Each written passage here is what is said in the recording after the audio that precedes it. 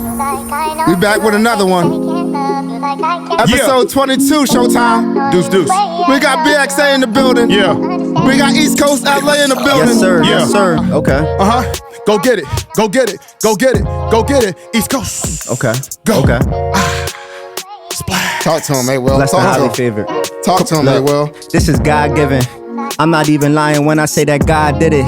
This ain't even me right now. This is God written. One thing we got in common, we got God's spirit. Oh, yeah. Look, this isn't just a podcast, this is motivation. They be like, Rez training who? I just know they hate it. We ain't being patient, cause that mean that we be waiting. We just seeing greatness. I don't want it if it's painless. Yeah, and that's real life. Shout out to my dogs climbing ladders and reaching real heights. I done really been through them battles and had some real fights. Oh shit. Come on! But that's in the past tense. Since I put the weed down, I've been snapping. Always had the tools to make it happen. Whether it was playing ball or a nigga rapping. Wasn't one box, these crackers can have me trapped in. The cycle of a black man, I'm just trying to break it. All by myself with them L's, I had to face it. Life is what you make it, you can't let nobody take it. Gotta watch out for them papers, stack your bread, don't stay complacent. God's gift. Come on! Stop playing with emotions! Stop playing with me! Stop playing with me! They won't ever understand. 3, 2, 1. Talk to him. Come on! ShowTime Speaks back in the building. Yes, sir. Episode 2. Come on, baby. Listen, man. Hold on. Let me calm down for a I second, gotta calm yo. down too, bro. Listen.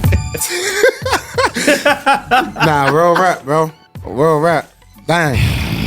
Hey, well, I thought you was gonna keep going. Listen. I Hey. didn't want to go too long. When we talk about energy, when we talk about motivation, when we talk about setting the bar high, when we talk about ShowTime Speaks, we got the whole gang in the building, man. Let's go. FSC Media Team, K-Reds, East Coast LA. And I think we got the hot seat today by BXADigital. Stop playing. Stop playing with me. And don't forget the sponsor, Cozy Jeweler, the jeweler that keeps us cool. Oops, I meant Cozy. Stop playing. Damn. Come on. Kenny, what's up, man? Hey, man. Got me turned Look, up in here, man. I'm turned up too, man. I'm turned Sweating. up. Yeah. Come on, man. The energy is here, man. The energy is here.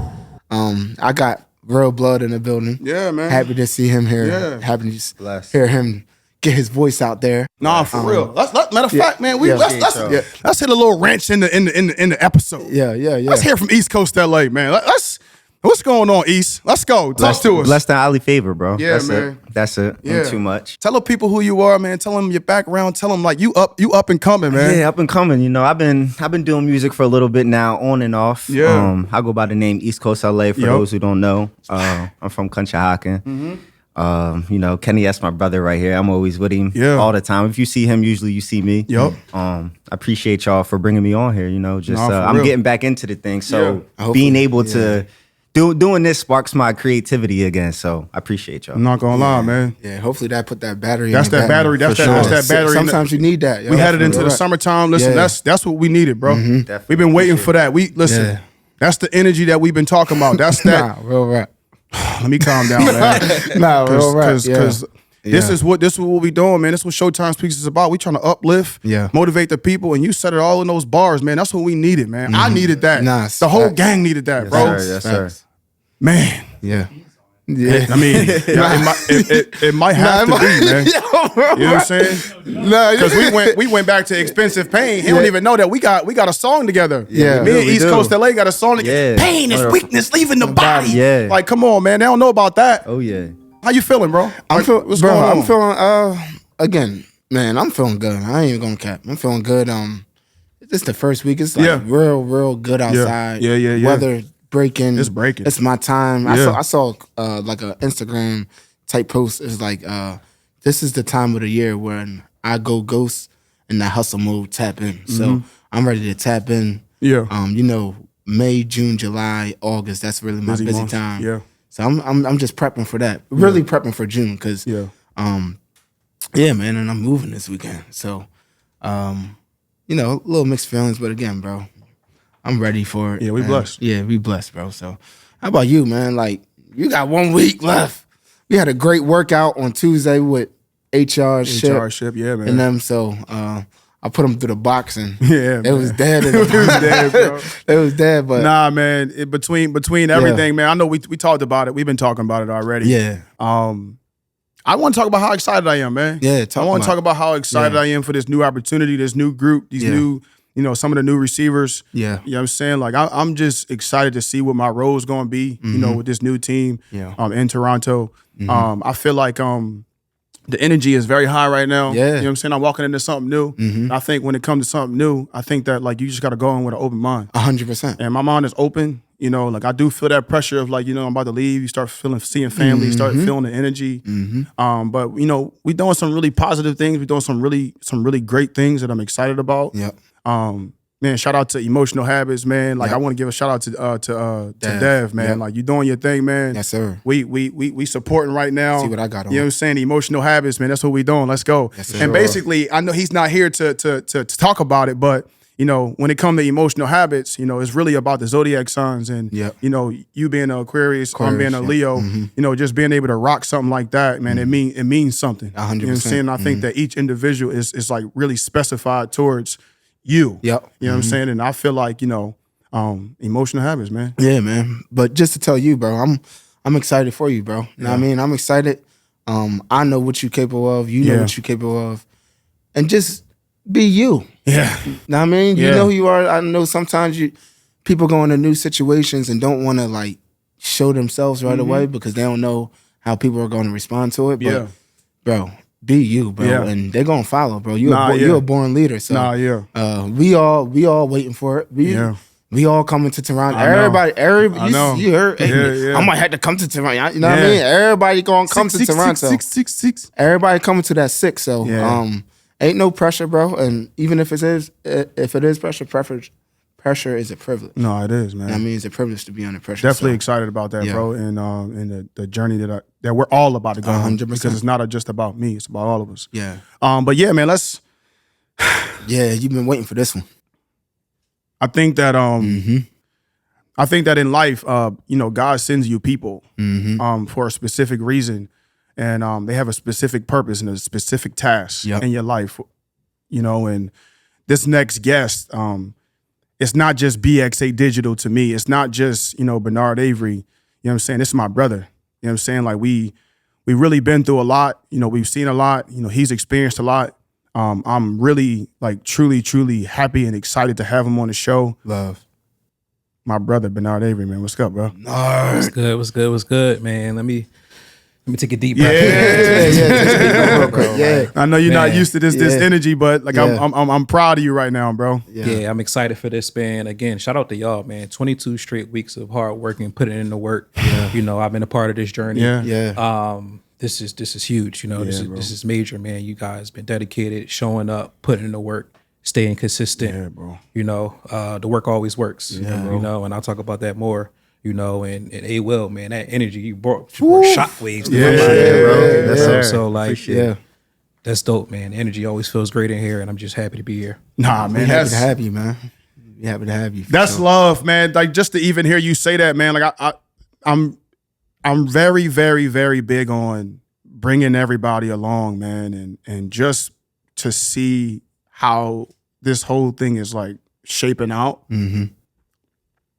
Like, we've been rocking since we was, like since high school, bro. And to see our relationship evolved into business, into brotherhood, into where we going next, man, it's like a beautiful thing to see, bro.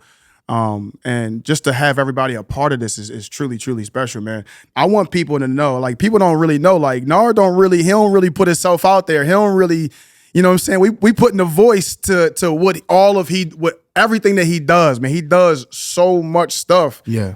If the people don't know who Benerd Avery is, talk to us, bro. Who are you? Man, I guess I'm an introvert naturally, but I'm all about just putting the work in silence in a way. Yeah. That's just maybe the way I was raised and kind of like my journey. Just constantly putting the work in. And to understand me, I think you got to understand my journey and where I come from. Yeah.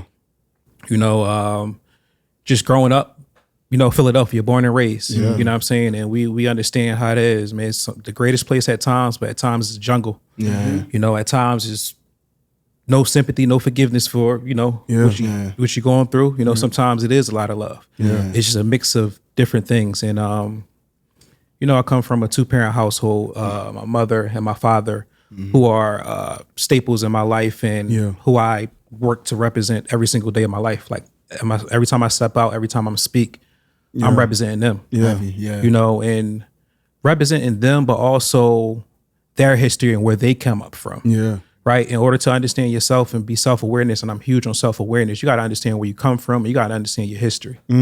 Right. That's extremely, extremely important. Yeah. And both of my parents, they worked so hard because of what they went through. My dad come from a household of 8 siblings. Grew up in East Fall Projects before they did it over for, it was like that white concrete wall, whatever you call it. Yeah. The oven heating the crib up. Yeah.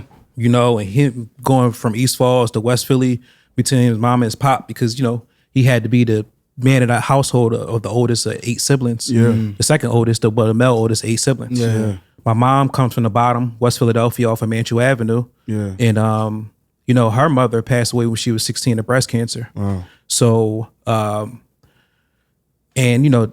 her dad was in and out. She had to step up, so I come from strength. I come from perseverance. I come from overcoming, what I'm saying? I come from making a way out of no way and figuring it out. So it's just naturally embedded and fed into me for many different aspects of being independent from a very young age for various reasons. But me overall, Philadelphia kid, grew up in sports, that kept me away from a lot of stuff, that kept me at peace and keep going between the things that were going on at home and the different trials and tribulations, as we'll talk about, that was going on in my life. I always clinged on to sports, which I built great friendships through sports. And it just, my life story, and just kind of created my own path through that. So, I heard you was nice in sports too, man. Yeah. I could play. Yeah. You know what I'm saying? Different. Yeah, she used to tell me a lot of stories. So the story behind that, and I always tell the story, and I'm glad that he's on the show. Nah, real rap, I always say it, and I always try to give Nard, his flowers, bro. Nard he was the truth. Went to Roxborough. You know what I'm saying? Like he was the real deal before there even was a Rasheed Bailey. I want him to really talk about, your background when it comes to sports, bro. I know you started off with, West Oak Lane Wildcats and all that stuff like that. Let's hear about it, bro. What part of Philly are you from? I'm from Uptown. Uptown. So, Uptown. Okay. Yeah. Talk about it. Yeah. So, I started playing sports at 5. The first sport was T-ball. Right. My pop, he got me out. So, mind you, when my mom and dad got married at a very young age, my pop and my mom, they worked their ass off to get us out of West Philly. Yeah. You know what I'm saying? Which is rough neighborhood down the bottom. They moved us to Mount Airy. You know what I'm saying? So we we making it. Moving on up. Yeah. You know what I'm saying? We that middle class family that's moving on up. And my father got me into T-ball, and then, football was coming. He turned up his son playing football. Yeah. And when you have a figure in your life, you want to do everything to please them and everything to make them proud and make them happy. Yeah. It's not a pressure thing. It's just something that you do to just be you know what I'm saying? They smiling, you know what I'm saying? Making them represent. So started when I was 5 years old, West Oak Lane Wildcats, and I worked my way all the way up from there. Yeah. I worked my way all the way up from there. And what made me come closer to football was the journey that was going on at home. Yeah. So moved to Mount Airy when I was 5 years old. Mom and dad working and, just doing their thing. My dad ended up getting sick when I was around 8 years old. He had a brain tumor in his brain, and they had to surgically remove the brain tumor. Now, when they removed the brain tumor, it caused some memory loss, and it struggled with his memory and amnesia and other things that caused his physical and part of his mental to decline rapidly. Yeah. And my mom was always working and a working class woman and things like that, but things turned really quick. Yeah. Moving on up, things got a little different. Honestly, real quick. So within that time frame, so he had to stop working. Yeah. So my mom became the leader of the house, taking care of me, my sister, and my father. Yeah. Because he could not physically work. He really was forced to retire and stop working completely. Yeah. And on one income. Mm. So as a kid, you don't really understand that. Like things just change in the instant, but you don't really understand. So my mom picking up 3 shifts, multiple shifts for her effort to make sure everything is seeming the same and we're not seeing any lapse. Wow. So that was our overall purpose, was to keep things afloat, you know, and things begin to change. So within that time frame, you know, my one outlet was, you know, football. Yeah. Football. Love, I did run track, play baseball, play basketball, other sports, but my friends played the sports. I played the sports. That's the one thing that's gonna keep me out the crib, and that's the one thing that's gonna keep me out of trouble. I know, man. That's love, man. Because I know when we had Smack Wings coming on the show, you talked about you know, how y'all knew each other and how y'all played t-ball and stuff together and stuff like that. Like y'all were really like, you were a part of that whole regime of like West Oak Lane, Uptown. Yeah, you know what I'm saying? Those type of athletes coming out of the city like that, bro. That was big time during that time, bro. And I was gonna ask too, why West Oak Lane and not Mount Airy? Because I live close to Mount Airy. Because I used to play literally like I should have played for Mount Airy. It made 1,000% sense. But I went out for T-ball, Coach Smack. Okay. Yeah. He like, yo, talk to my pop. Like, he gotta play. Yeah. Bring him out. That's love, man. And like my dad's like, you know, explaining to him is just like his personality was like the life of the party. He was the one that brought the family together. He was the one to move the family out the hood, and like our crib was a spot. Parties, get-togethers, coming home parties. Like our crib is the spot. So he always like gravitate and all about family, which was presented to us from like West Oak Lane Wildcats. Anybody been through the program, kind of it's like a family type of feel. And he's like, oh yeah, you playing here. No, that's love. That's love. Let's talk about our relationship, bro. You know, we've been talking about, you know, a lot, and bro, how we met, bro. I started, bro. I feel like during a time where I was like, you know, I was in high school and I was really trying to like, I was very ambidextrous with, you know, the different crowds that I hung around with. Yeah. And it's the crazy part is about when it comes to Nard, I always wanted to be like my big brother. Yeah. My big bro, you know, Dwayne, my brother, he was always a year and 2 weeks older than me. So he was always a grade above me. Yeah. But he had friends outside of the projects. He had friends that he was really cool with. Yeah. They used to do all types of stuff together. And I used to be like looking at them like, man, like, I want to have a friend like that. I want to have somebody who I can like always hit up, call, you know, like that type of energy outside of the neighborhood. Yeah. And I remember like being in high school, and not 9th grade, because Nard didn't come to Roxborough until 10th grade. It was crazy, like that, how that relationship kind of started and how it built. Like I was looking for that friend to like really like, you know what I'm saying? Like was cool, that was into the same things as me and had the same drive and motivation as me. And I remember back in 10th grade, bro, like that's when we really started like rocking. And bro, I feel like during that time, I feel like he was a person who I needed in my life to help me get to where I am today. Yeah. And I look back at those moments and, you know, even at a young age, I saw value in our relationship. Yeah.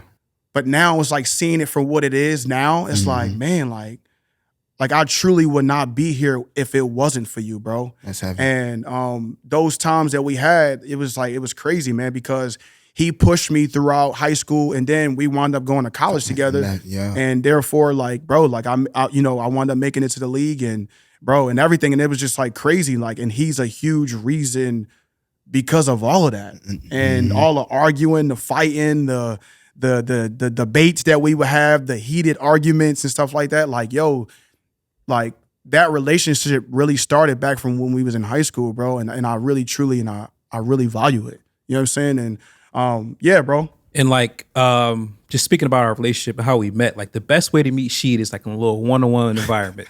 Even since high school, just catch him on a little one-on-one He always been like this motivational type dude, like always, bro. So like, let me tell you the first time we met. So I'm trying out for baseball. We trying out for baseball or whatever. Yeah. And we both got to get on the 32 bus to get home. Yeah. And we at the little 32 stop waiting on the bus and just chilling. And you know, once you catch She 1-on-1, he just rapping to you. He just spitting stuff like how you want the future to be, what he want to do. That's crazy. Like on some positive energy. Like how he is now was literally how he was in high school. Crazy. And the crazy part is his brother Wayne got off at the same bus stop we was at. He was like, yeah, this my bro. Blah, blah, blah. And it was just like instant. Like it was just like weird. Like it just felt like super natural. It was how it happened. And it felt like I knew this dude for a while. Like it was like meant to be. Yeah. That's crazy. That's heavy. And ever since that, it was just like love. It would just flow based off our conversations. What we talk about. Like I think right away we recognized like, this is a solid dude that I want to be around. Yeah. You know what I'm saying? Especially in a high school environment where you're young, you're trying to find your way. And there's a lot of stuff going on in Philadelphia high school. Especially Roxborough High School. Yeah, it was a lot. It was a lot during the time, bro. Bro. Like metal detectors. Yeah. We got a whole prison cell inside of our school. Nah, yeah, bro. We got bars and gates on the glass windows. Like high school. Like, see, it was normal to us. Yeah, it was. Super normalized, but it was like, this ain't normal. Nah, yeah, at the same time. But and then we started to play football together. And I remember we was in like the science class or whatever. We started talking about football and I'm like, he like, like I'm gonna be a receiver, like, and I'm gonna put up these numbers, like I'm going like do this, that, and third, run these routes. And me, so like I'm like the upfront, raw, honest friend. Like I care about your feelings, but I don't care about your feelings. Yeah. So like, you need that. But that's how I want people to be with me. So I'm like, I just said it like, nah, bro, you gonna play tight end. And I know because that was the system that we really ran a wing T type offense. Oh, we did too. You know what I'm saying? The reason why I said it exactly, I'm like the year before, Sham, the tight end that was before, he was getting all the touches for real. Raheem, Busy Mac was just making the big plays, but he was getting more touches for real. Yeah. He was getting the looks. So I'm like, nah, like it's for you. But when he first heard it, he said, you a hater. He said, you a hater, you hating, bro. I used to be hot. Yeah. When Nard used to tell me stuff, it always like I'm especially Young Sheet. Young Sheet was like quick to react, quick to respond, and I was just hot. Like, what you mean? Like I was real Philly kid, project kid, like just straight, just like letting it out. Yeah. And he, you know what I'm saying? He was telling me how it was during that time. And like, it was something that I needed to hear during that time. For sure. You know what I'm saying? Because like at first, like I was good, but I wasn't as good as I thought I was. Yep. You know what I'm saying? And he was that person who really brought me down and said, listen, you got something, but you ain't there yet. Yeah. You know what I mean? And it was kind of like, I know you see all these people in front of you and this and this and that, but like, you ain't good enough yet. And you got to prove that. Yeah. And you need people like that in your circle, bro. Because again, it's never about saying he's not good enough. No, it's just saying like, not good enough, but like checking me. Yeah, like it was a good check. Yeah. Cause he was bull. Like we talking about all pub, went to camps, you know what I'm saying? Like did like bro, he was a starter before I was even a starter. Like I was on defense starting. And then senior years when I started on offense. Yeah. I only played 1 year on offense in high school. That's crazy.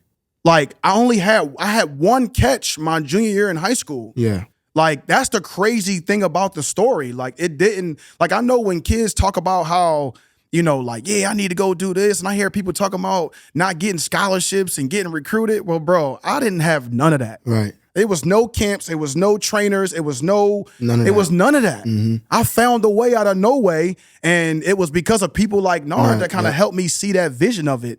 And he was the first person that kind of gave me hope that I could actually be something. Yeah. You know what I mean? And I was going to ask, so like, for you, that's your man and all that, but like, did you see the potential in him? Was that why you was like so hard on him? Like, yeah, absolutely. Absolutely. Like the people that I'm most hard on is like the people like that I see like the most potential in. Like, I'm not really saying much to you. It's like they say the football coach, but it's like, and not that but at heart it's weird. Like, I guess I'm a football coach. Like, I'm a coach at heart because like, I have vision, and I see the potential, and I see how I can make it work. And at the end of the day, I'm in high school too, so I want to win. I want to be competitive. I want to like build something. And I know I can build something with somebody like she, at a young age where we just two young people just talking about dreams and hopes and real, just making something special. Yeah. And again, that's why we clicked right away. Yeah. And I used to do little workouts. He used to tell me he working out here. I used to come out work out ShowTime. I used to be working out here, and the same thing that we had, the one thing that we had in common was just the fact that like we want to work hard, and we want to make it out somehow, some way. And it was just that simple. Nah, for real. When you know, like he was like, yeah, you can make it, bro. Like, when did you ever give him so like, yo, bro, you can make it to the league? I was thinking about this on the ride here. Yeah. With Sheeta's, it was just the polish, and the proper coaching. So when you're coming up in Philly, and you end up going to the pub. So this is how it works in Philly. You got Little League football. And then you got the Catholic schools that come in and recruit. When we was coming up, it was the West Catholics, it was the Roman, and it was O'Hara. But like I'm talking about schools that was really heavily reported in this Little League, in the city with Little League. Roman and West Catholic was the two biggest programs that was really, really going in there. I know a little bit about Chestnut Hill Academy. And Wood too. And Wood too. Yeah, somewhat. They started to come up after us. And Imhotep wasn't Imhotep. It wasn't yet. Pub. Yeah, it was pub. We was all for pub. real. Yeah, it was. That Del Valle Imhotep. If you did not get recruited or get a scholarships for one of those programs, you was left to go to the pub. Yeah. Now, also respect those coaches. 1 or 2 coaches getting paid on staff to take care of a whole team. So we understand resources is a huge component to coaching and what you could bring in. So I think if you had the opportunities other people had of going to simply just a simple Catholic school with maybe 4 coaches on staff or 5 coaches on staff, like you're a D1 caliber player because Rashid is fit to be a receiver. He was born to be a receiver. When I say receiver, I mean like an old school receiver, because old school receivers is always pivotal. You have to block, you have to be a possession catcher, you have to be able to get open. And again, you have to be able to catch that ball. Those will always thrive in professional football, those type of receivers. And I think the reason why I'm not shocked the fact that he made it from like small school D3 or high school to where he's at now, because he fits the mold of a receiver. And if you know football, you know like he'll have a chance to compete at any level. You know, man, not to cut you off, I really wish I would have played against y'all, because I would have strapped. I promise you I would have, man. I wish like you talking all this, man. I would have. Oh my gosh, I wish I would have played against PW, man.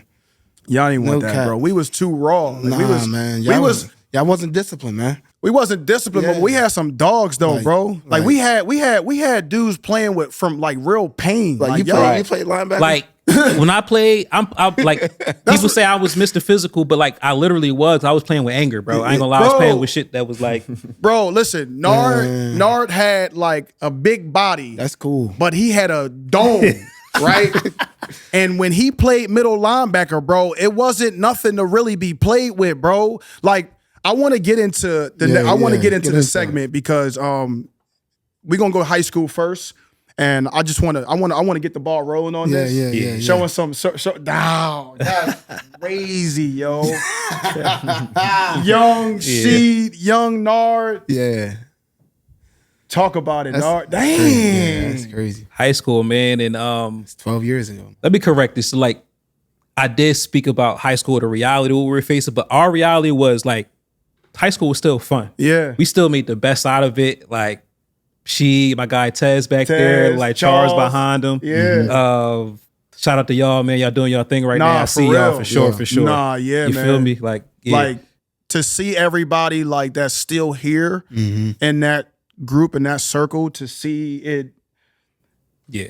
Yo, this is special. Like, I ain't even, man, just seeing this picture and seeing the young version of me and remembering who that kid was. Damn. You look, bruh. Yeah. And y'all understand, high school was filled with just jokes and just acting goofy. Like, and I was a clown, bro. She was a clown, bro, but he still got it in him. Like, but she was like a funny bull. Like, make everybody laugh, brighten up everybody's day, bringing that good energy. Yeah. And that's what we used to be, just going to class. We was in class, but in the mid, like between classes in the hallways, making jokes, playing around, having fun, just bring a good energy, good vibes. Because again, we all know where we from, and like some people got to go home to it. But this was a time to let loose and like, it was love. It's crazy because our grandpa. I was just talking to my grandpa the other day. Our grandpa went to Roxborough for real. Yeah, bro. That's crazy. Like he went to Roxborough High School. Like my whole family went to Roxborough. Yeah, he probably know you. He know like the Bellies. So bro, like, it's crazy. It's crazy, bro. Bro, it's just like seeing your mom's. My mom maiden name is Belly. My grandfather last name. Is Belly. So we really actually like might be down the line. You know what I'm saying? Related, bro. Yeah. Let's hit the next photo, crazy. Man. Let's talk about the days, man. Come on, man. Big captain vibes, big energy. It was me, you, Tyler. Man, we was them bulls, man. Shout out to that senior class, man. We did something. That was your whole senior class? Yeah. Oh, that's tough. We did something that Roxborough ain't doing in a minute. Yeah. We went to the Public League Championship. Yeah, we did. We competed. We lost by 1 point to Dobbins. To Dobbins, bro. Yeah, Dobbins by 1 point. And they always try to blame me for that. We came out firing, bro. Was it your fault? My guy, they snapped the ball. What did he do? What did he do? I was playing. They placed the ball. She like started steps to kick the field because he's a field goal kicker. Oh, you was a field goal? Yeah, and then he kicks it late. I did everything, bro. But no, he balled out that game. I was eating. Like, he was the main reason. But shout out to that senior class because those are a lot of kids that come from just various parts of the city, bro.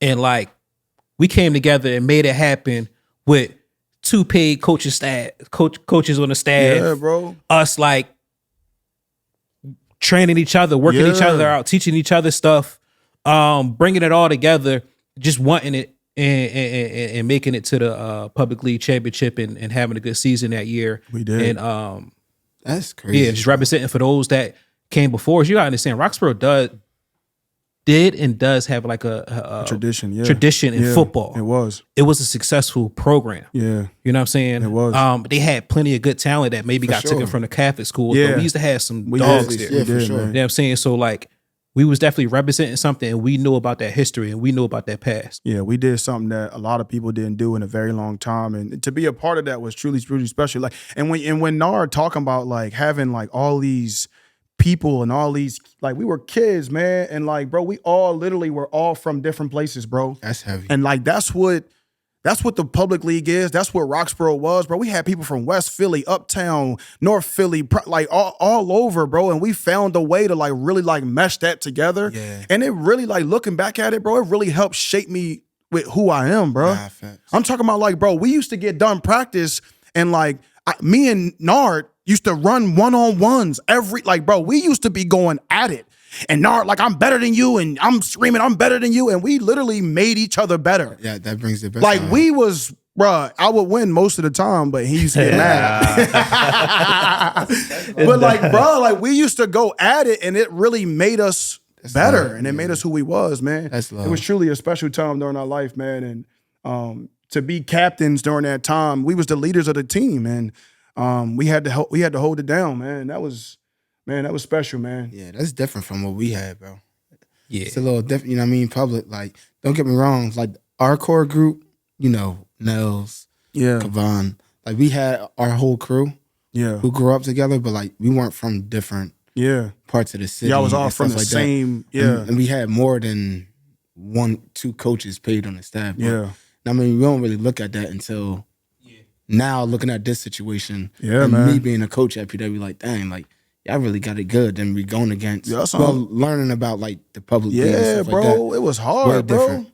And like I'm talking about like how that transition and going trying to be a college player coming from that, and you going in with other guys. You say everybody good at college. We was talking about this before. 100%. That's a fact, but it's the mental. So some people are coming in mentally ahead of you. Mm-hmm. Yeah, but you might be better and more talented, but they're mentally ahead. They're getting to the right spots faster than you. Yeah. Mm-hmm. You know what I'm saying? Because they know where to go. They know how to be there. Players are students of the game. You know? So like... we didn't really become students of the game until we got to college. Yeah. Right. But coming up in that environment make you a dog. A dog. We was so it's something that a coach like about a dog more than like, I can teach a dog. 100%. You know what I mean? I want dogs in my team. Yeah. You say what Coach Prime said. It's so crazy, bro. Like, you look at it, bro, and people be thinking like, yo, why you block like that? Or why you, bro, I know you see grass on this field, but it was dirt. Yeah. Bro, you played on a dirt field, bro. Like, that rocks. Like, that's what we came up underneath of, bro. Like, we ain't had no turf. Shoot, I wish. That's what I'm saying. But it's truly special, man. Let's go to the next one. All right. Before we even break this one down, and we talk about Nard being, one of the best to really come out of Roxborough High School and one of the best to, like, during that time, like, Ted Zalari was, like, popping during his time, and, like, Nard was, like, winning all these awards, and he was going to all this stuff. And during this time, they used to allow, like, when we had the all-pub game, you were allowed to play against the Catholic League in the All-Star game. And in the All-Star game, Nard played in the All-Star game, bro, and it was just like, to play in the Eagles Stadium was like big time. And he got this opportunity to do this, man. I want you to talk about this experience, bro, and what it meant to you, bro. It was special. It was special. And the reason why is, again, I got to go back to just my history coming up. You know what I'm saying? So, like, I always loved football. Yeah. You know what I'm saying? I always loved football. I used to watch the times when we did have some kids. I used to watch NFL Network, just old school football, high school football on the net. Yep. You know, the high school sports. I used to watch the Northeasts versus the Washingtons and all of that stuff. So, and the people that I used to grow up with, they used to be the ones that's playing on TV. The Bach Tex, my cousin played for Bach, played receiver. He was just hooping. Like, every single year they used to make the championship. So I was always passionate. So when we think about, like, when you're coming up, like, you don't think about college or pros. I wanted to be a successful, good high school football player. Yeah. I wanted to be that guy that's coming up in the pub, that's playing in the championship game, that's good. It's just that simple. And I had that mindset when I went into Roxborough my sophomore year. So I'm putting in work, and I'm just locked in for football. You know what I'm saying? So my sophomore year, I got a couple starts towards the end of the year, and I earned a starting job. And then my junior year, I was like, I'm about to put the the city on map. Like, I was in the weight room heavily, like LA Fitness, on my mom guest pass, just working, bro, by myself, trying to. And again, you do not have the resource, and you do not know how to or what you got to do. And YouTube wasn't that popping, so I used to learn from other people in the gym. I used to ask questions. I used to just learn from my awareness and where I'm around on how to lift weights, how to work out, how to put myself in the right situation. And it was some stuff I was doing wrong, but I'm just doing 110% to make sure I'm ready for that season. Yes, sir. Junior year, come back, I get player of the week. So I'm getting awards each week. I'm getting like a lot of tackles per each game, making plays, scoring touchdowns. I got all city. My junior year, which some of the, man, it was some dogs. Some dogs, like Dude Anderson that played for the Broncos, played linebacker. I remember seeing his name on the list with me on All City. It was like a really, really talented group my junior year, and they respected me enough coming from Roxborough and the work that I put in, and I made All City. And that was a special moment for me, because it was, one of the earliest times where I truly stayed focused on something, had tunnel vision, put the work in, and I did something. And you saw the results. Yeah, and I saw the results, and that continued through my senior year. I was injured a little bit my senior year, back spasm, stuff like that, but I still had a great year. We went to the championship, and I was hoping that I get enough respect, and my respects stayed strong to get selected as All-Star game. Now, it should have been way more people from Roxborough, at least 2 to 3 of us, three captains that should have been selected. But you got to understand, it's political. And we wasn't getting the respect that we deserve, and that's why we went so hard in the first place, because we wanted that respect. And we were just as good as the rest of the teams in the pub. No, now that you speak on that, it brings back an emotion how upset I was during that time, and that's why I wear my all pub shirt with so much pride and so much passion. I recently just found that shirt in my trunk, and like how much it meant to me, bro. And I didn't get a chance to play in that game. And I remember during that time how upset I really was, because I thought that I wasn't going to make it. You know what I'm saying? Because I didn't play in that game. I didn't think I was going to go to college. I didn't think nothing. And I always knew that game was the pivotal game that you had to play in to have a shot to do anything. And like, bro, I was so disappointed when I didn't get a chance to play in that game, bro. And that's why, like, in a sense, like, I lived through him when he had this experience, bro. I think you I think you played without me. You played without me and Tyler that game, right? Or did you? Yeah, that was it hurt, bro. It hurt, but to have you in the relationship that we had, to see you take it, it was like I was there too, though. Mm-hmm. You know what I'm saying? But it was definitely a hard time because like I'm this kid that like I really didn't even know if I was gonna go to college or not. You know what I'm saying? And during that time, it was just like really hard. But like I said, like Nard really was that blueprint, and he really gave me a vision that like no matter what, I can still make it. Mm-hmm. And for real, a part of really why I kind of got recruited, yeah, I was good. But I was like one of those late bloomers, and like I said, I only had one catch my junior year. But like he was really one of the reasons why like teams in colleges was coming in and coming through. And we joke around and we talk about it and said like, Duke didn't come for me. He didn't come for me. That, Bro, he came he came for Nard and Tyler, and I was one of those kids that I was good enough to get mentioned too. Right. And that's always a joke that we joke about. But like, bro, like he set the tempo for what it was and made it what it is, man. And man, it was truly. Did you have any like PSACs or like any D1 like looks at all? Like D1 AA PSAC, a couple of those. But I think overall, like for some reason, the image that Roxborough kind of presented, to me, I don't understand why, but it was just a lot of overlooked. Yeah, you know what I'm saying? It was like D2, D3. Yeah, it was just basic PSAC D2, D3. You know what I'm saying? And it just wasn't a lot, but. Yeah. I mean, I think our blueprint of us going on to college, us going to the college where all of those kids in the city that was such and such and whatever, they're going there too.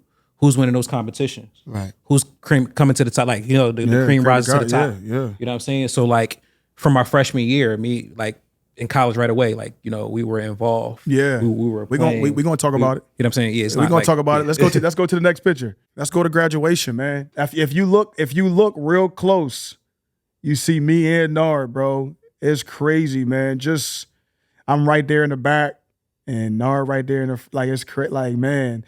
And we was always together. Like the crazy thing is, we was always together too because his last name is Avery and my last name is Bailey. Oh right. So we were always always near and close to each other. So just like to see, I was going through my pictures and I seen this picture and I was like, man, like I want you to talk about being able to graduate high school and what it meant to you, bro.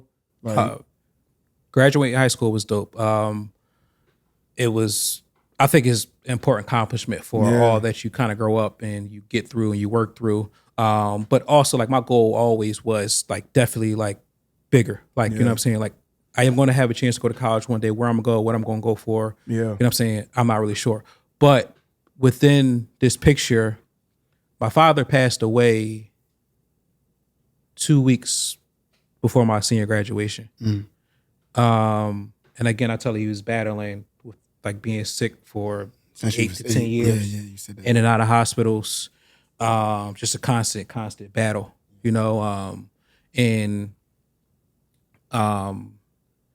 like a couple weeks before this, he passed away, and it was a really, really tough moment. It was like a celebrating moment, but I couldn't really enjoy the moment because of what I was going through, and dealing with that grief. Yeah. And the crazy part is the day after he passed away, I had a college orientation, and I woke up, I'm like, do you want to go? You don't got to go, this, that, and the third. I'm like, no, I'm going. You know what I'm saying? Because it was always like, he was always on me at a young age. Yeah. Like, just like, it's crazy how God works. I'm a believer in God. I'm a strong man of faith. And I just believe in his vision and what he's trying to bring and tell me and show me. Everything flows through God's purpose, God's vision for my life. Mm-hmm. That's the only reason why I exist. That's the only reason why I function. That's the only reason why I do anything. Yeah. Right. So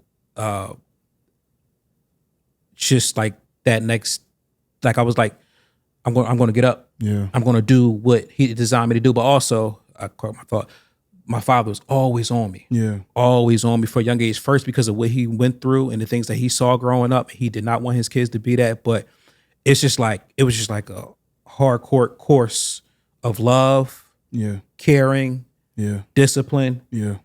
For when he couldn't do it physically, when it stopped physically at a young age, it started verbally. And that verbal communication is extremely important. And that's one thing that showed me in life.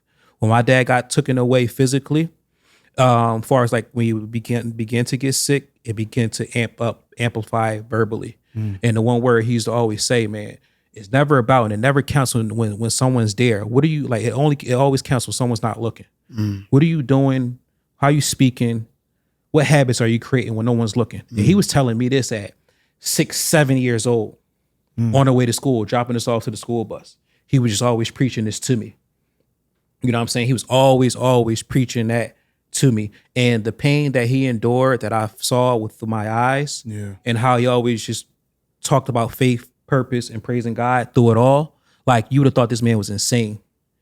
The pain that you're suffering, the pain that you're going through right now, it's like, and you still have a positive mindset and you still praising God, you're still thankful for another day of life, another day of breath. Like it was crazy to me, you know, because it was just unheard of, because those type of things break people's faith. Yeah, it does, man. Those type of things make people want to quit and break people down. Yeah. So that built the strength up in me. It's just like, and also just the stuff I was, going through as a kid, man. Just growing up like alone. Yeah. My mom doing 3 shifts. My dad in his room, got the home health aide there. I'm helping take care of him. Like I had to learn a lot and go through a lot through experiences and on my own.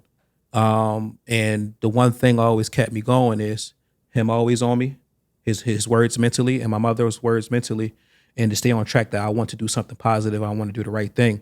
So when he passed away, it was emotional. It was painful, but it's also peaceful. And that's what I always appreciate, because everything he gave me throughout his journey, it was preparing me for the rest of my life. Yeah. He gave me all the tools I ever needed. I got it for the rest of my life. Yeah. So when they say in biblical words, leave your kids inheritance, right? I don't think it's just meaning like money. Yeah. I think it's meaning a map and a guide. Yeah, bro. So that they can survive for the rest of their lives. No, for real, man. So that's why I was able to, even though I was down, go to graduation and smile. Yeah. The next day, go to my college orientation, even though I was crying in a big auditorium where we all meeting, and I'm trying to like keep it together, cover my face and keep it together. Because people don't know, I don't show what I go through just in general. Like I just don't do it. Yeah, for sure. But because I know you, I think that's like you even sharing that story, you would tell me a little bit when we were younger. And I think that's what made me respect you more. And I think that's what made me gravitate towards you more when you really started to really talk about your dad, because I had a struggling relationship with my dad a little bit. And when I would hear you talk about your dad, it was always like special. And then when you lost him, it was hard. Like I watched you, I remember like you used to always talk about your dad.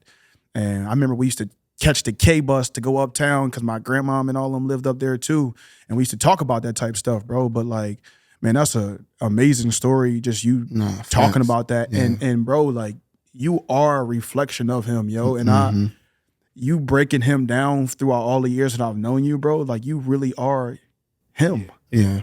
Like you, like, cause you were like that with me. And bro, like special, man. Yeah, for sure. I think that was the last picture for that segment for high school. Okay, cool. Let's hop into college, bro. Let's talk about, you know what I'm saying? Like this picture right here, back when, you know what I'm saying? Like, yeah, big energy. Before you even take the floor, bro, I just want to say this. Nard did have other schools that he was looking at. I remember he went to Morgan State for a visit. And I ain't gonna lie, man, I was hoping like, please don't go to Morgan State. Please don't go to Morgan State, because I don't know where I'm going. Yeah. And bro, like I think we mutually, like once he said that he wasn't going there and he was like, I'm going to go to Del Valle. That's all you needed to hear. That's all I needed to really hear. Like I'm going to Del Valle too. Like I'm that's what we both, like we both going there. Let's go. Let's do it together. Yeah. Talk about it, bro. Man, college, man. It's a special moment, man. It is exactly what I needed at the time in my life. Yeah. Just to get away, just to step away, especially with my guy. Yeah. And us knowing that we were going there together gave me all the confidence and 100%. and the freedom that I needed. You know what I'm bro. saying? And when I see college and college football, I think it's just the freedom to be as great as you want to be without the distractions. Yeah. You know what I'm saying? I don't got to catch the bus to school no more. I don't got to go to LA Fitness to go to the weight room no more. We on It's campus. all on campus there for me. Food, everything I need. And I know people complain about the food cab, but listen, we was happy to have some food right in our grasp whenever bro. we needed it. Nah, you know? real life, bro. You know what I'm saying? So college, man, was just special. And it just like, we went to like a school with energy. Yeah. A school where people love to play football. Yeah, for real. The grass. The Division highlight. 3. When I was getting recruited, the little highlight, we had CDs then. CDs, bro. Now we get kind of old. We gave us CDs.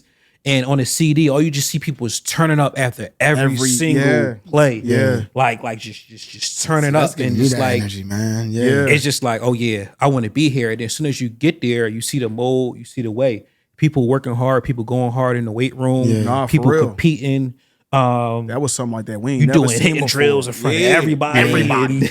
Everybody. The whole team watching. Right. And let me ask you this. Did you have like, you know, we all got them aspirations and dreams to go D1. Yeah. You going to D3, did you think like it was going to be a cakewalk at first? Like, man, I'm going in here and starting right. You know what I mean? You know how like, I had that mentality going into Westchester. Like, man, this D2, I'm going to come in here and snap. And I got cooked.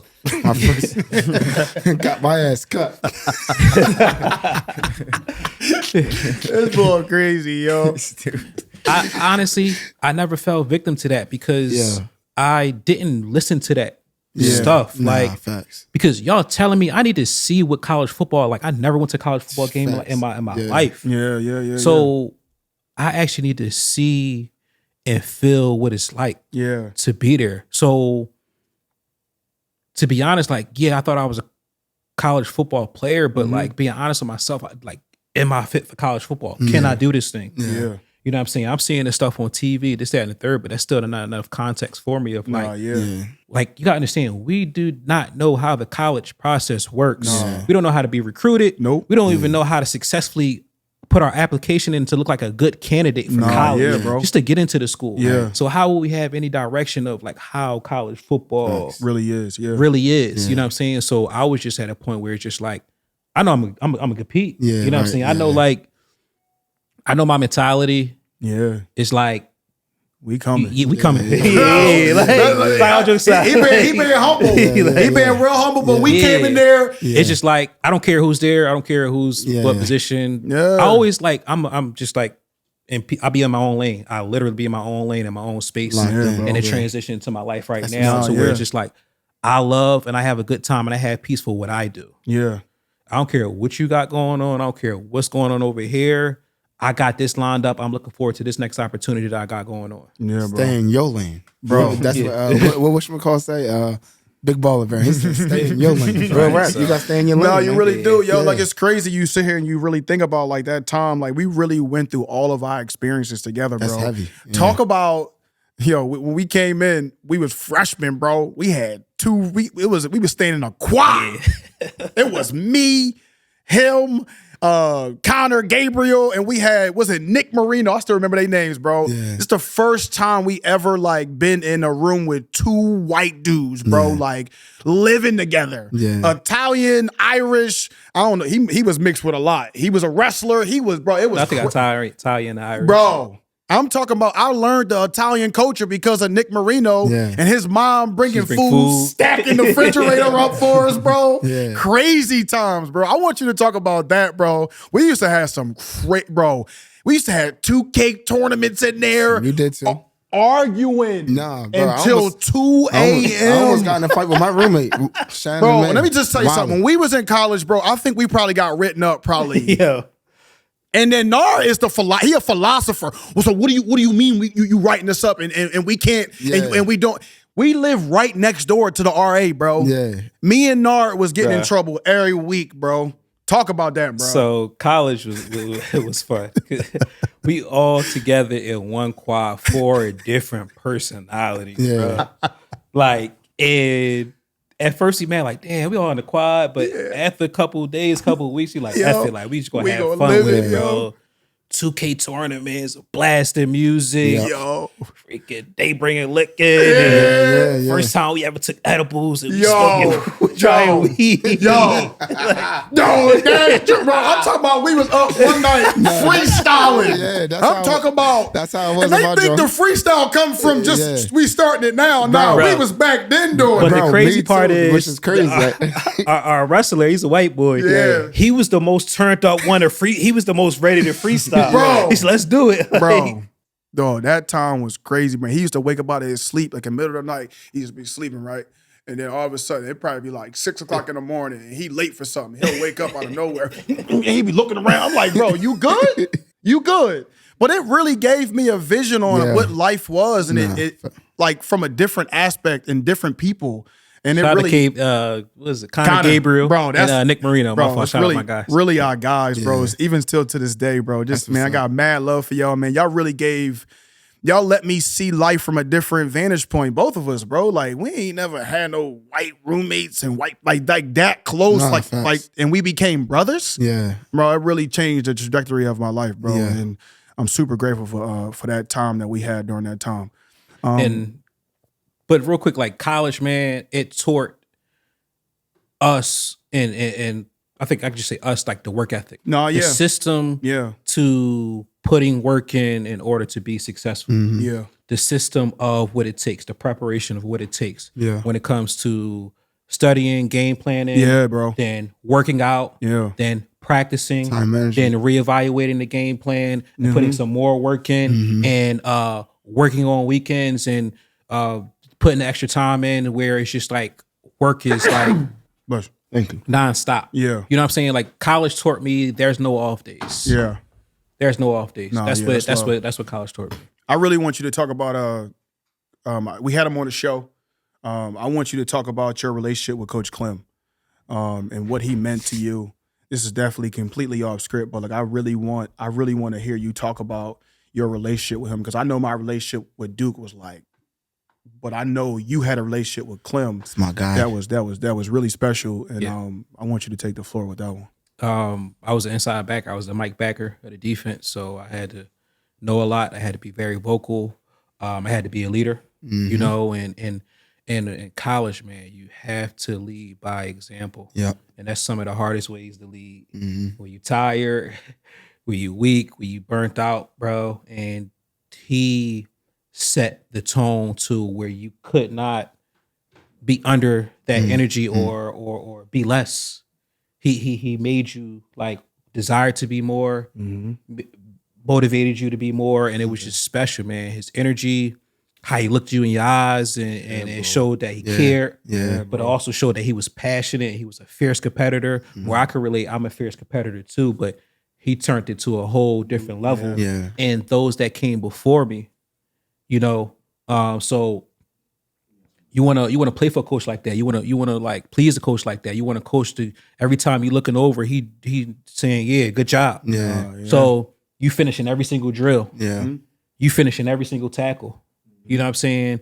Or you know the game, which is most important for these young guys, mentally. You know your playbook. So many guys come to college and they do not play because they do not know their playbook. What to do, yeah.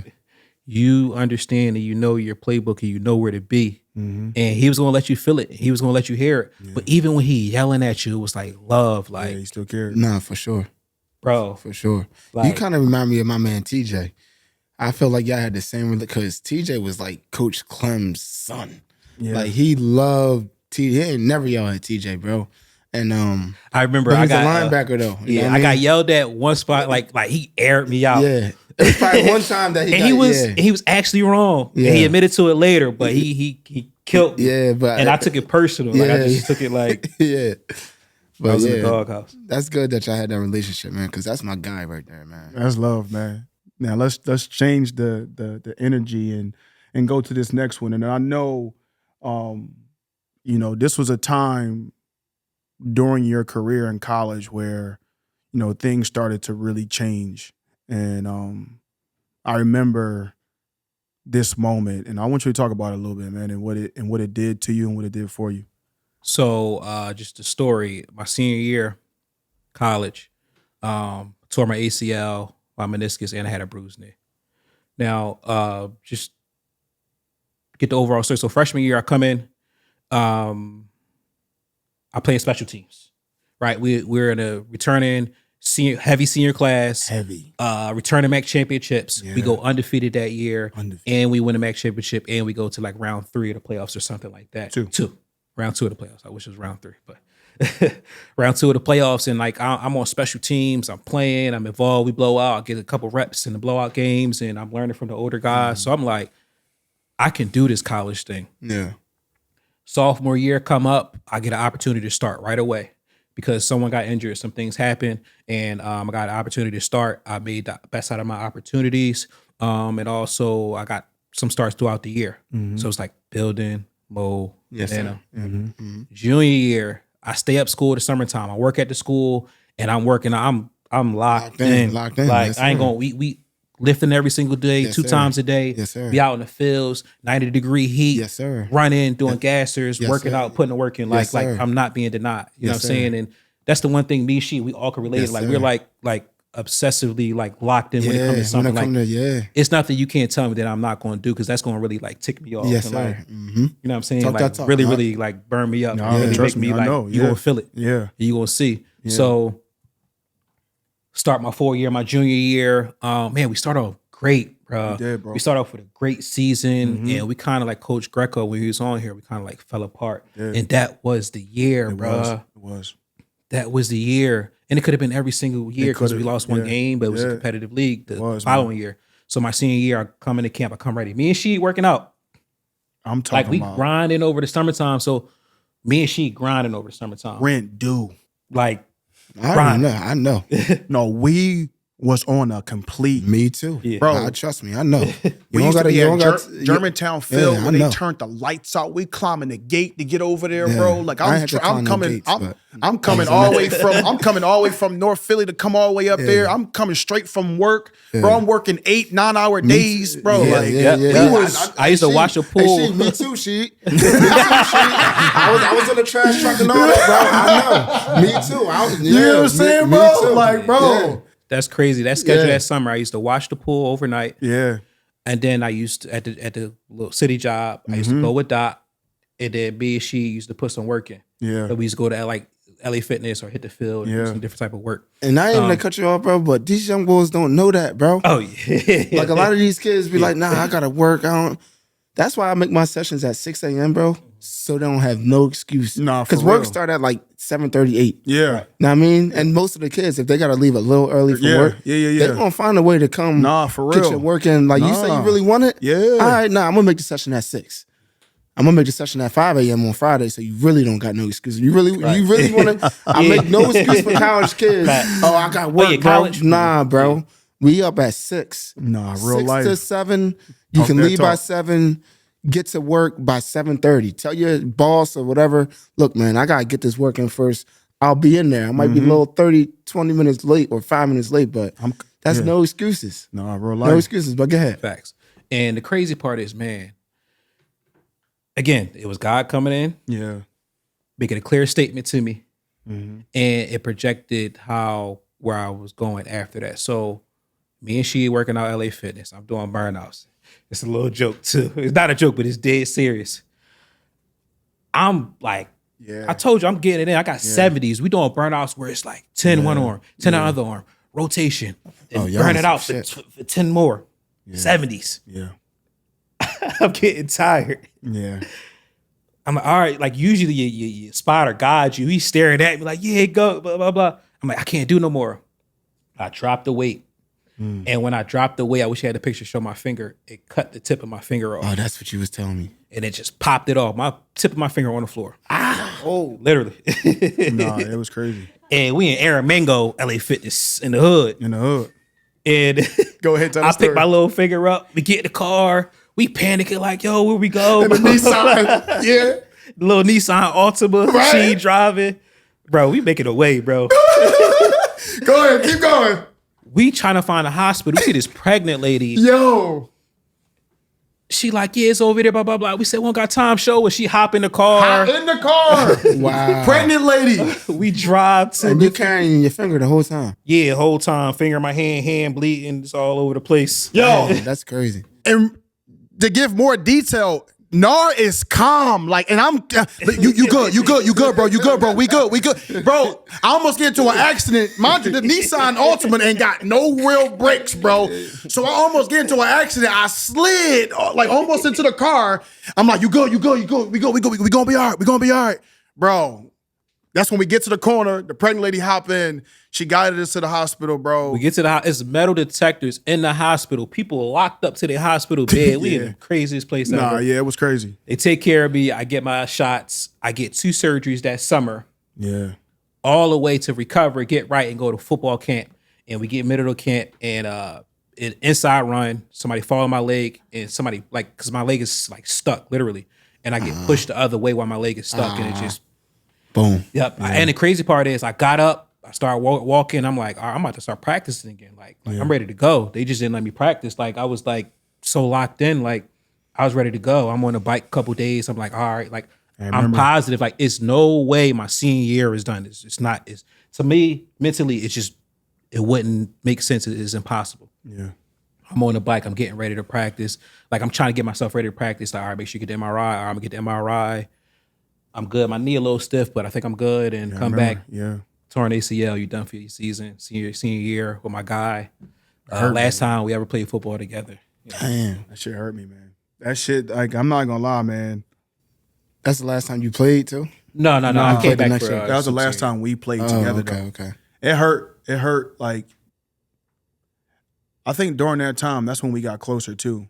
Like, I don't think people really understand, like, bro, like, how tight we really was, bro. I'm talking about like, bro, I'm helping him get in the shower type. Like, bro, like that's how close we got, bro. And I'm making sure he don't fall in it, bro. It was a time, and like I was hurt because I felt like I'm an empath. Yeah. So I can feel people's hurt and pain, and he didn't always like show that. You know what I'm saying? And I was going to show it for him. Yeah. And bro, like, that's why I say, man, I always try to give Nard that love that he deserves because, bro, I remember that senior year like it was yesterday, and bro, and like a lot of that pain and anger that I had was I was really playing for my dog. Yeah. You know what I'm saying? Like he on the sideline, you know, cheering it on. Like, bro, like I used to be this possession receiver. He used to like really like let me have it, tell me you need to be like, bro, I tell the story all the time and I say it. He told me, bro, when your mouth match your play, that's when you're gonna be good. And like it was those words that like when he talked about his dad and how his dad instilled certain things in him, bro, he instilled that same thing that he instilled in him and he gave it to me. Yeah. And that's why I feel like this journey that I've been on is so much of him too.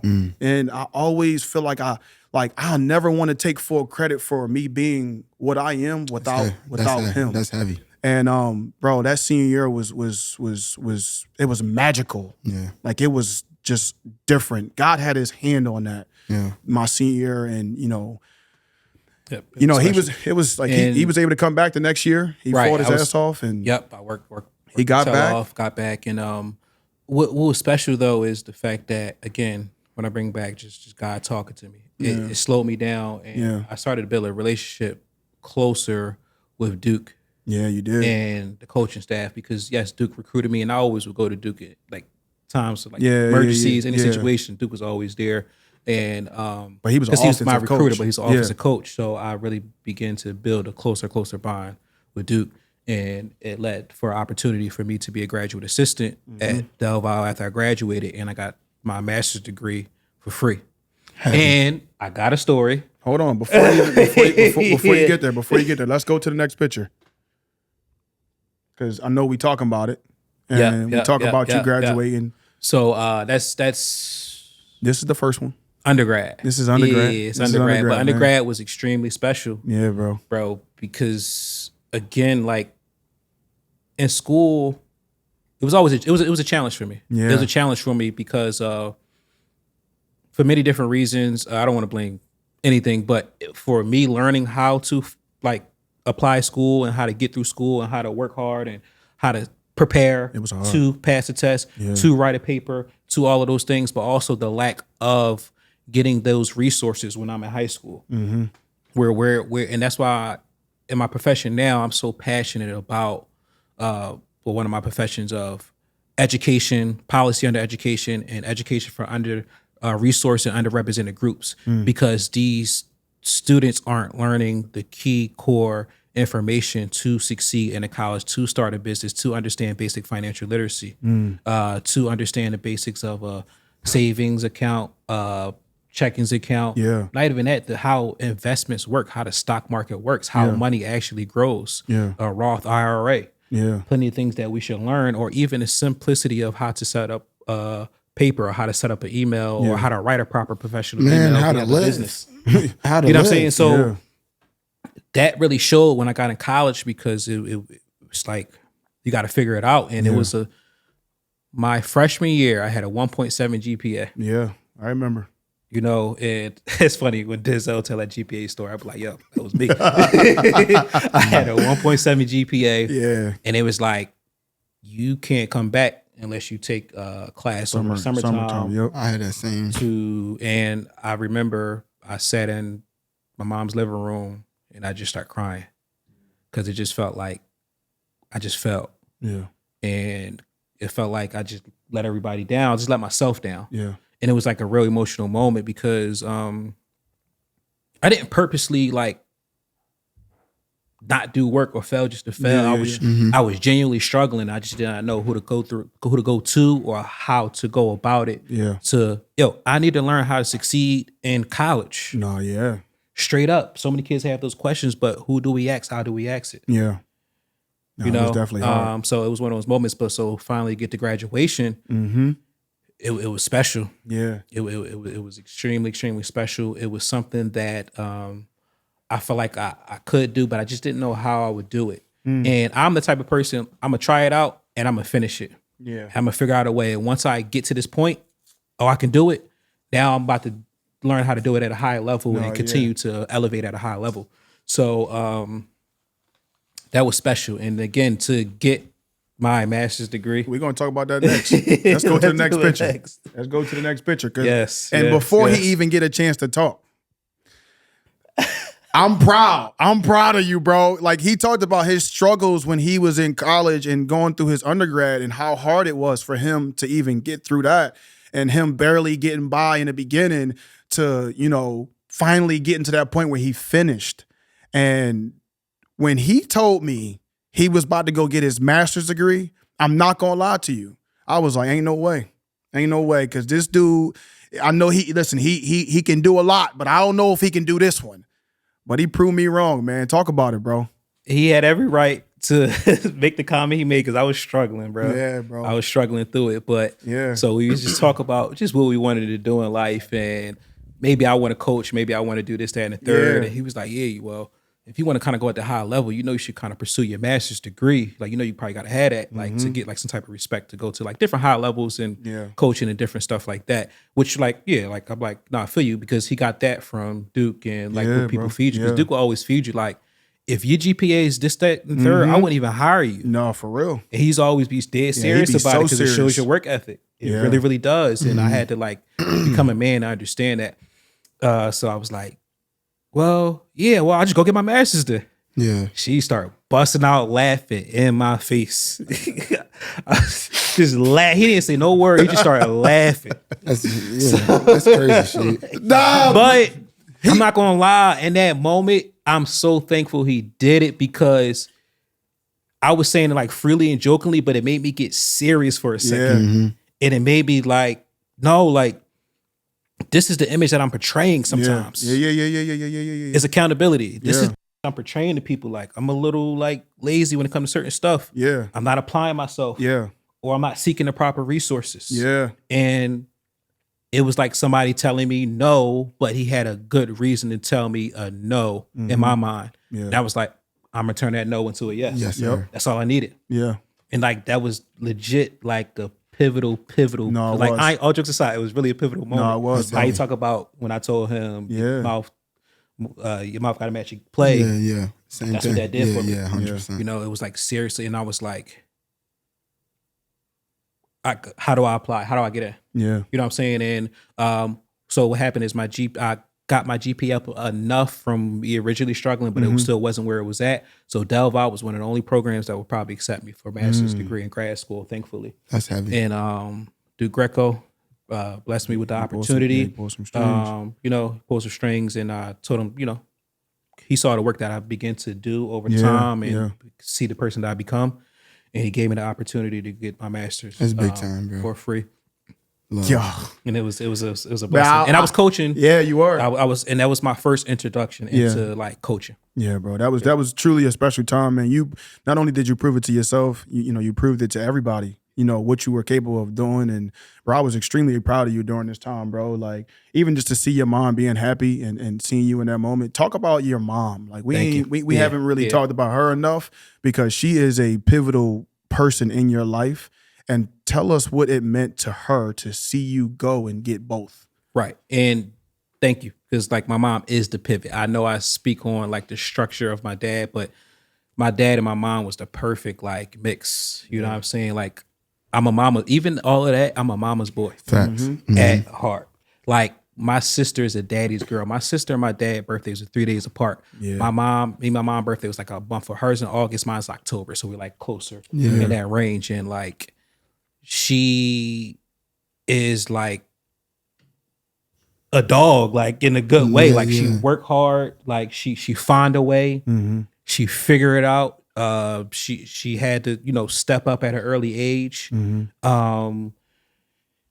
And she just makes a way, you know what I'm saying? And just Black women are so powerful, and women in general are so powerful, so resilient in the things that she went through. And she went back to school and she has her master's now as well. So we motivated each other in different ways, man. And like from where she started into where she has become throughout the years, and how she stays strong overall, it's just special. Like I'm trying to think of the words to put, but even from her style of clothing and fashion and her love and her care and her vision, like, you know what I'm saying? Like I got the utmost confidence and want to shine my mom to the brightest. Like she's it. Like, you know what I'm saying? That's heavy. So she's extremely special. I did it for her because a part of that was when I was in that living room crying, like she got to sign off on that Parent Plus loan. And I got to potentially put her in more debt and hurt my mother. And put her a few steps back, where when I told you our house basically got foreclosed in Mount Airy when I was younger because she couldn't keep up anymore. Yeah. We moved into an apartment. Then we moved off of 66 of the old guys right across from God of Church in Christ. And we were just figuring out a way, and she worked her way to get us back to Mount Airy. And I told her, I'm like, we're good. We don't got to go back there. Like I'm chilling. But she wanted to do it to prove it to herself and to prove it to all of us. Like, then I had 2 years left in high school. We kind of found our way back, and we had to work together. It was a solid crib. It was a fixer upper crib. You know what I'm saying? So, but she wanted to lead the way and make a way. That's why I have no room to be weak in a way. Like you could be, yes, I'm a very vulnerable person. I'm a very open person. Like throughout the years, I have grown. Opened up, great amount. Yeah, bro. But like her and my dad, like, you know what I'm saying? It's just that molded me. It's just like nothing that I can't do. Yeah, bro. Yeah, that's heavy. Well, on the topic of that, let's go to the professional, man. Let's go right to BXADigital, man. And and even before BXADigital too, I want you to talk about what you do, the field that you're in, and even how BXADigital even got started. Okay, so the current field that I'm in, so I graduated my master's in public policy. So it's like various public issues through the like government and different things like that. So you got education, you got transportation, you got food services.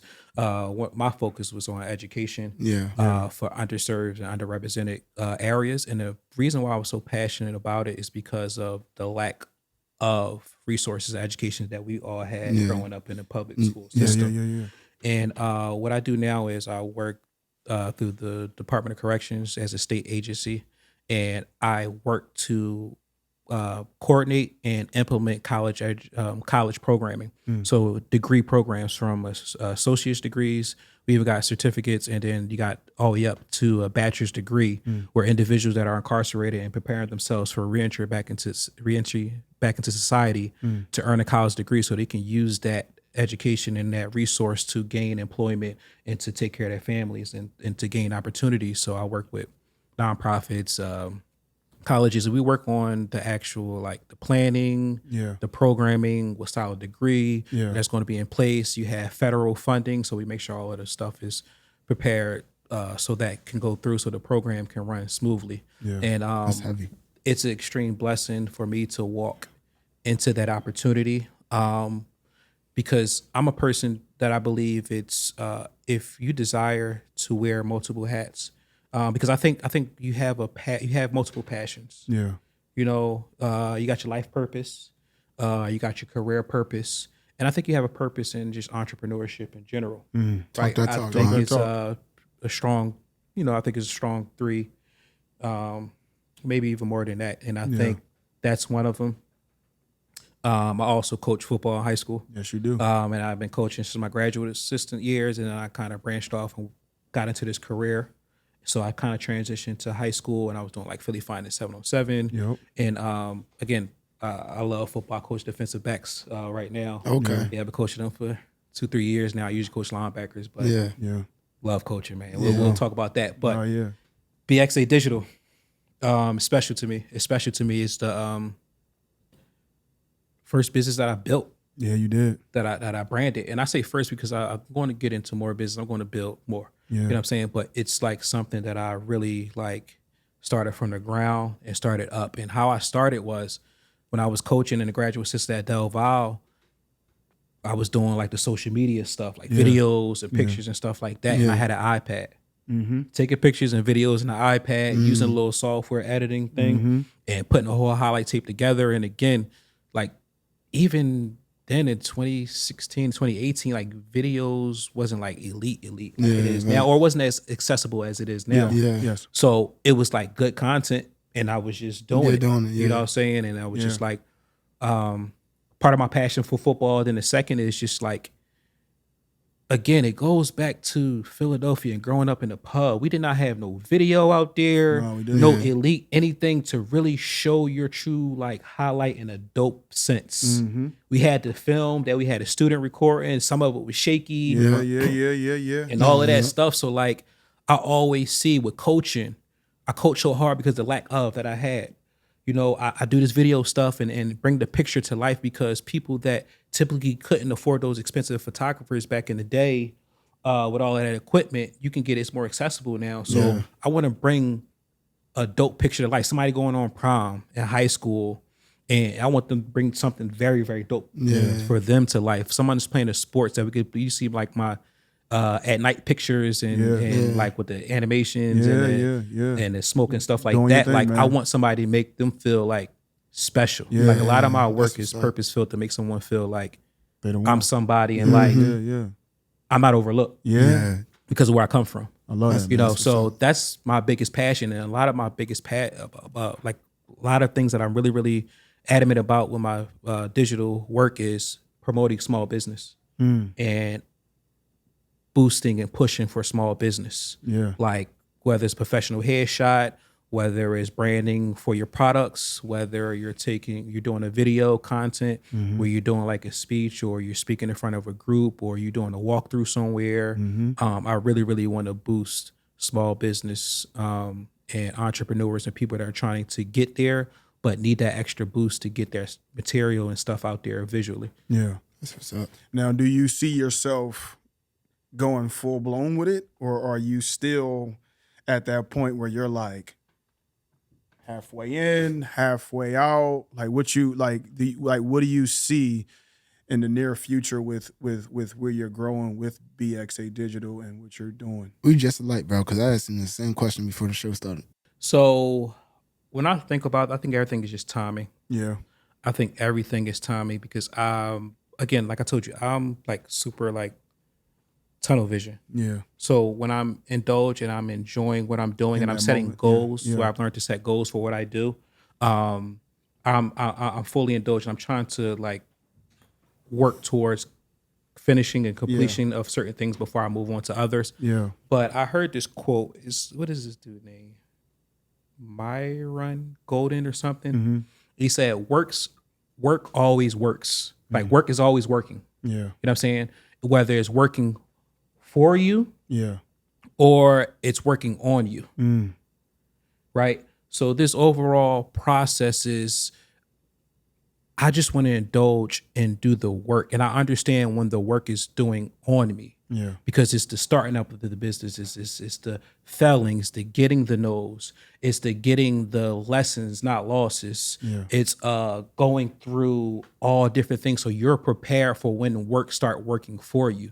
Because when work start working for you, that's when it's like full blown and you're seeing the success. But then you're managing a lot of people. You got a lot coming at you, right? And you don't want to fold or fumble because that could be detrimental to your business. Yeah. So you need to learn those lessons while work is working on you versus working for you. Yeah. And then the next thing is just like, be as patient as God ordained you to be. Yeah.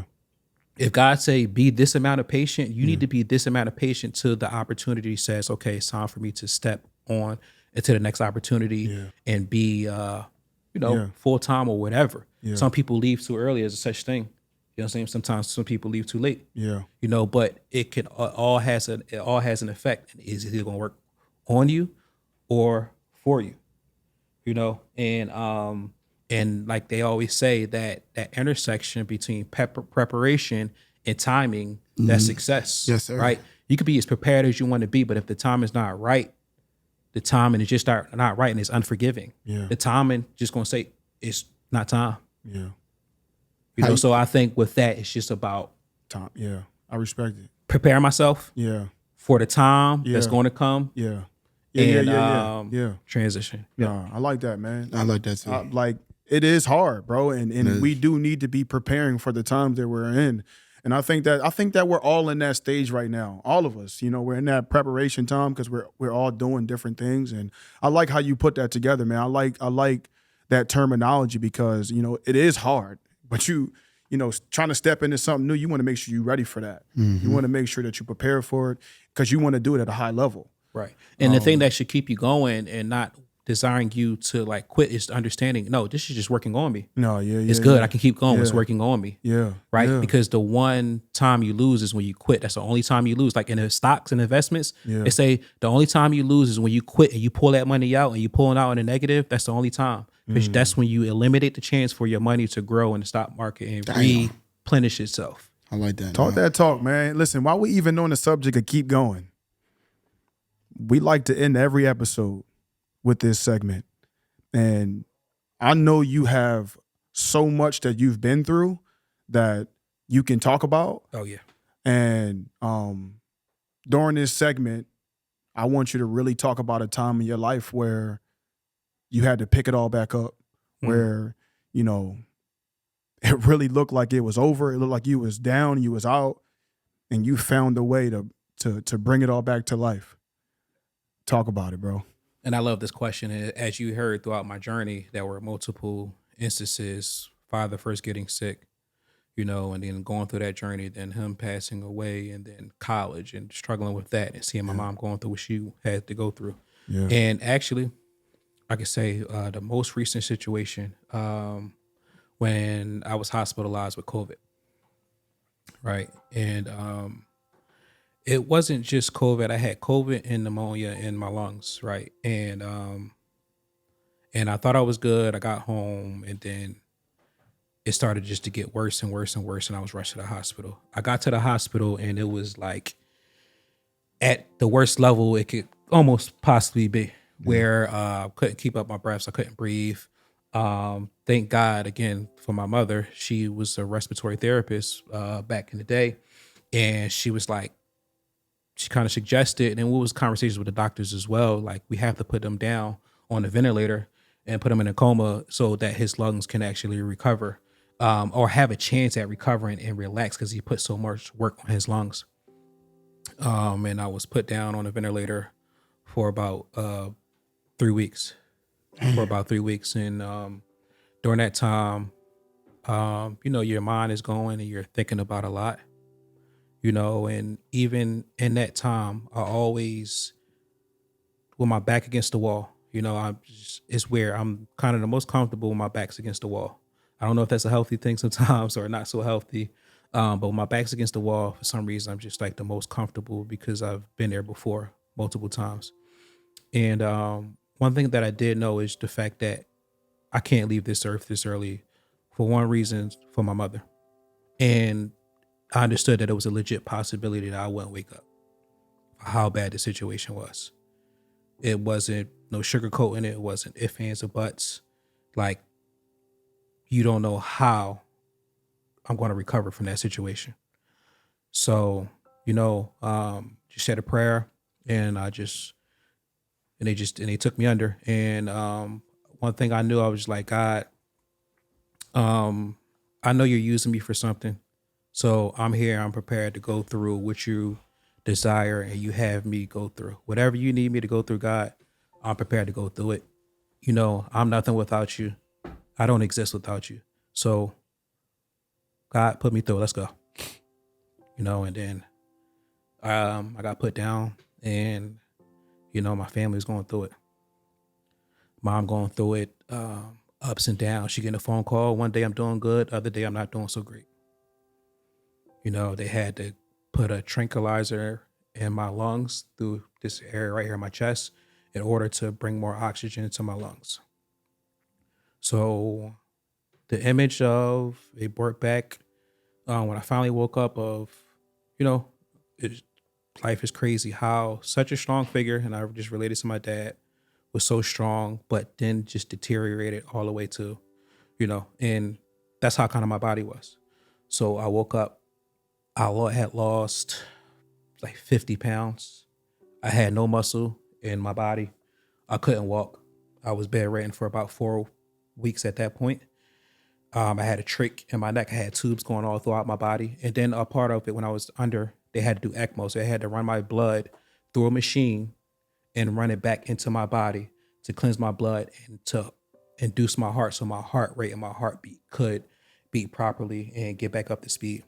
So my body went through a lot. It's something that it never went through before. And, I got through it all. And my heart and my heart and my blood and my lungs started to, regenerate itself. And I woke up, and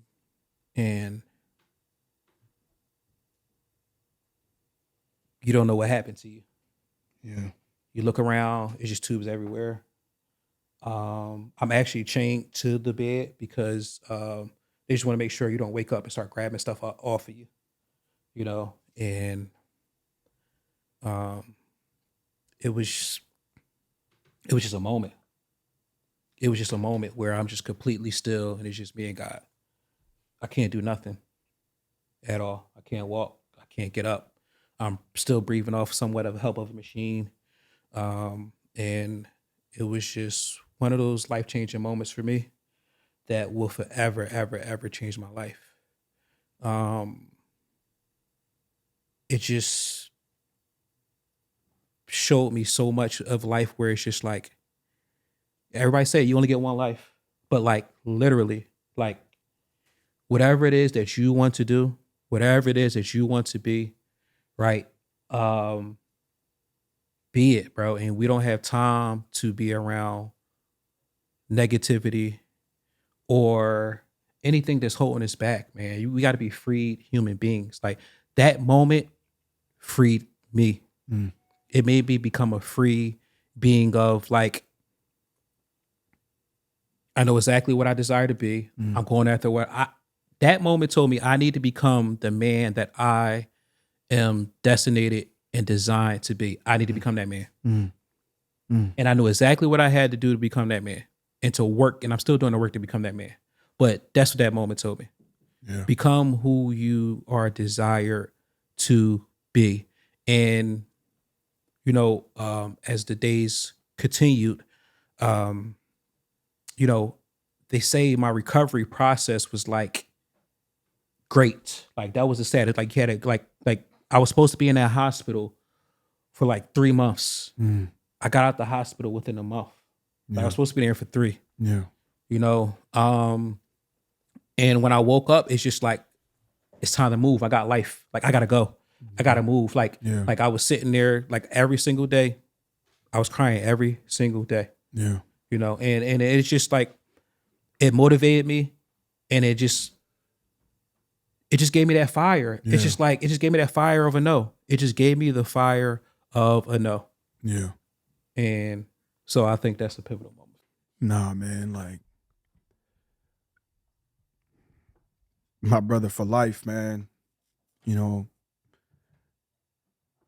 from my standpoint, you as my brother, I'll never forget that time, because you were actually in Winnipeg when it all kind of like took place, and I couldn't put my finger on like, what's going on with my boy? And like, I'm trying to figure it out, but I just knew you weren't yourself. It was the biggest playoff game of my life, 2021, and we on. The place is booming. We got the West Final there. And I remember, like, mind you, I don't know what's going on outside of where you at and what's going on. I just know you wasn't really feeling good. But I scored that day. And I remember when I scored, I came right to where y'all was sitting, and I was screaming. And I'm like, ah. And I'm in my head, I'm like, Nard is over here somewhere. And like, it was one of those touchdowns where I dove, and it was like, I had 2 people on me, and I ran to that spot, to that corner, to where you were supposed to be at. And the crazy part is, you weren't even there. And you were that sick, but you still found a way to fess it all up to even get to the game. You wound up getting to the game, and it was so crazy that you even made it home and got back to that, and then I almost lost you. And to be honest, bro, like,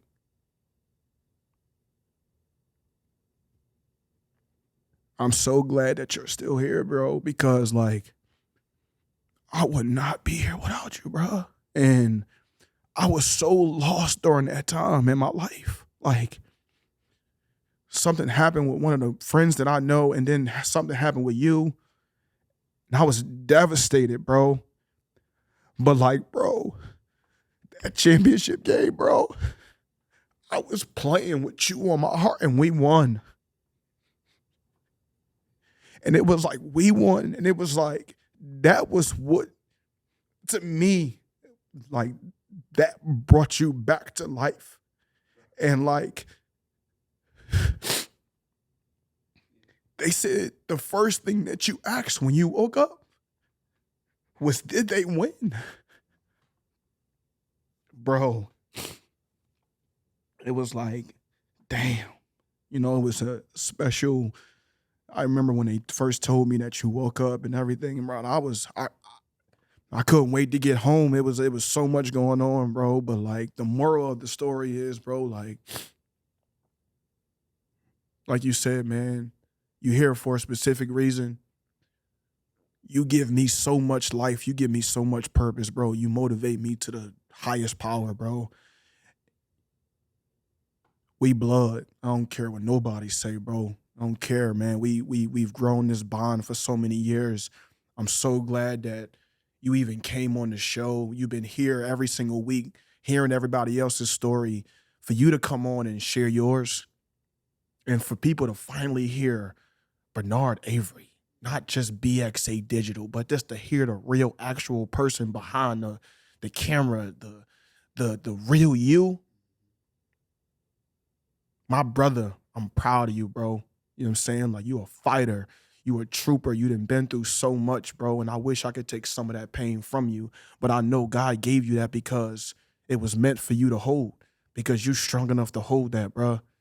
Like, I know I got on here and I told Duke that he's one of my heroes, but you are too, bro. You know what I'm saying? That day when they said that you woke up, bro, it was like we both woke up.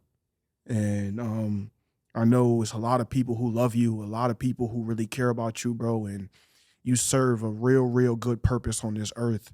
And I can't wait to see how much it blossoms and for you to continue to grow and do what you do, bro. This episode is truly special to me, and I'm so glad that we was able to get it done. Continue to walk on this journey with us, y'all. Continue to be with us, and you always know it's always going to be ShowTime Speaks. What's the matter with you? There is no tomorrow. There is no tomorrow.